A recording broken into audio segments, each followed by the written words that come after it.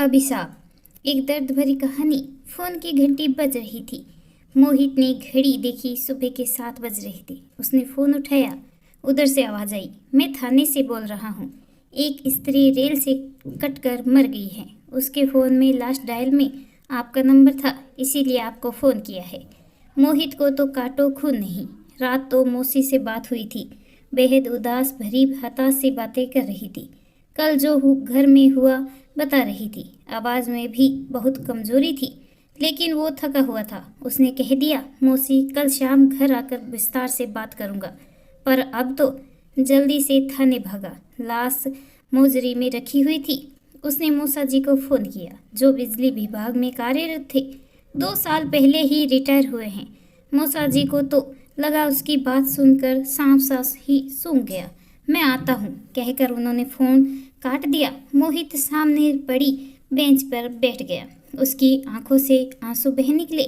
मौसी माँ की लाडली बहन थी, उनसे 6 साल छोटी थी। मोहित भी मौसी के दिल के बहुत करीब था। सोच में डूब गया मोहित। माँ बताया करती थी, जब उनके जन्म के बाद मौसी पैदा हुई तो सबको खल गई, क्योंकि सबको लड़का चाहिए था।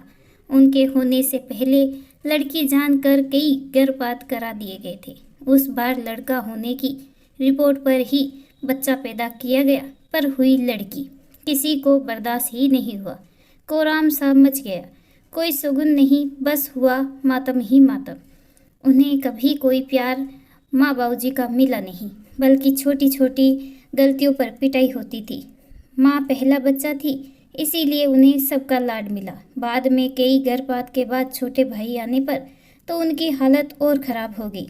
एक तरह से नौकरानी वाली हो गई। स्कूल तो भेजा गया उन्हें, पर पढ़ाई की कोई सुविधा नहीं दी गई उन्हें। स्कूल जाते जाते काम, स्कूल से आते ही फिर काम ही काम। माँ बस भी प्यार करती थी उन्हें। माँ बताती थी, एक बार मौसी ने भूख लगने पर भाई के लिए रखा हुआ सेव खा लिया। फिर तो उनकी वो पिटाई हुई कि दुखी होकर मौसी ने गेहूं में रखी सल्फर की गोलियां खा ली। वो तो माँ ने देख लिया।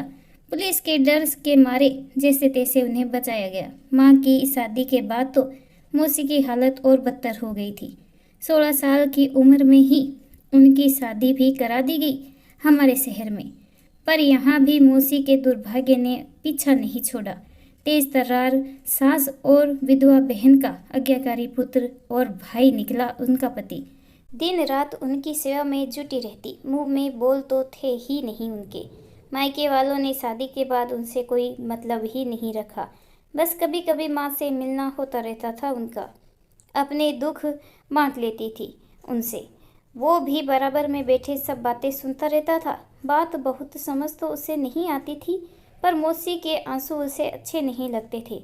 अपने हाथों से उन्हें पोंछ देता था और मौसी उसे गले लगा लेती थी। उसे बहुत प्यार करती थी मौसी। माँ बताती है, एक बार जब फिर मौसी ने जुल्मों से तंग आकर जान देने की सोची, तभी उन्हें पता चला वो गर्भवती है। उस दिन से वो खुशी रहने लगी थी। उन्हें यही लगने लगा था, अब कोई उनका अपना आने वाला है जो उनका उद्धार करेगा, उनको समझेगा। और फिर रौनक उनके घर आया। 1 साल बाद ही रोशनी से उनकी दुनिया में चहचहाहट भर गई। सास की चिलोपी, पति का कृषक व्यवहार, ननन की मनमानी, उन्हें कुछ भी बुरा नहीं लगता था। वो तो अपनी खुशी में मगन अब दूसरी दुनिया में ही रहने लगी थी। बच्चे पढ़ने में अच्छे निकले।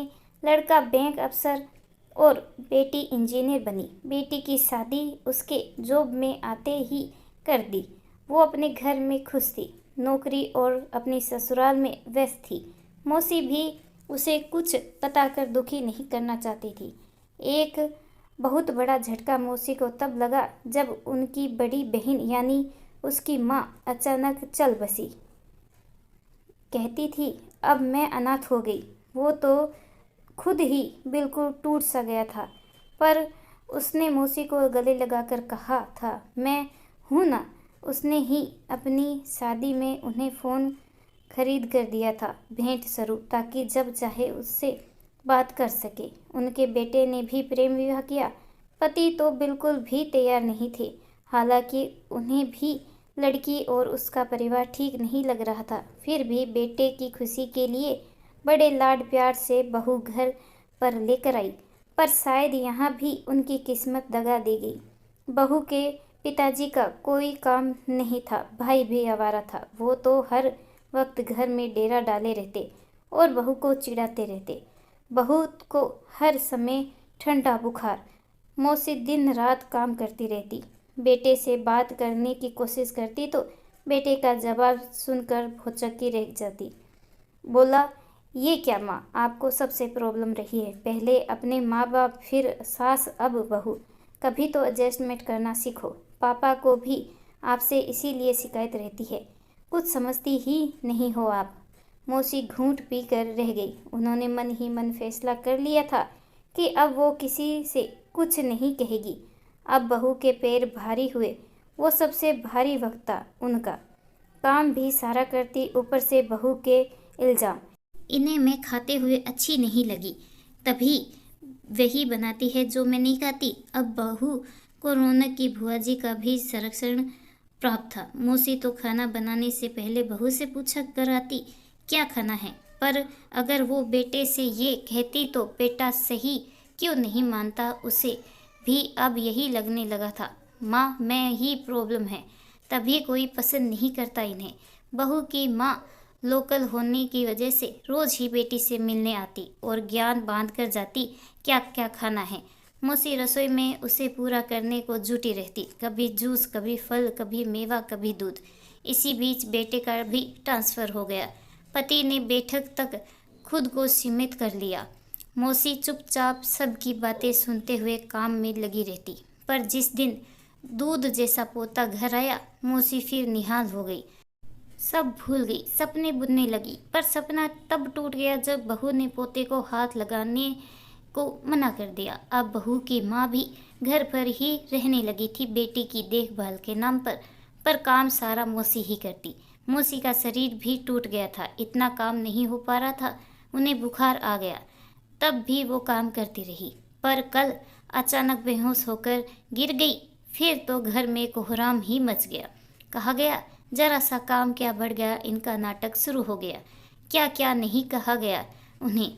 रौनक की भुआ भी कहने लगी, शुरू से आदत है इसकी तो नाटक करने की। बहुत रोई मौसी, और कल रात मौसी उसे फ़ोन करके यही सुना रही थी, पर उसने ठीक से पूरी बात नहीं सुनी। सोचा कल जाकर खुद मिल लेगा, पर शायद उन्होंने मन तभी बना लिया था। उनकी लाश लेकर घर आए तो सुना भुआ, बहू और उसकी माँ कह रही थी, कुछ किया तो है नहीं आज तक। रेल से कटकर बदनामी और दे गई, कुल का नाम बदनाम कर गई, घर के लिए बस अभिशाप ही रही। इस कहानी के बारे में आपकी क्या राय है, कमेंट करके ज़रूर बताइएगा। कहानी अच्छी लगी हो तो प्लीज़ लाइक करें, चैनल पे नए हो तो सब्सक्राइब करना बिल्कुल ना भूलें। कहानी सुनने के लिए आपका धन्यवाद।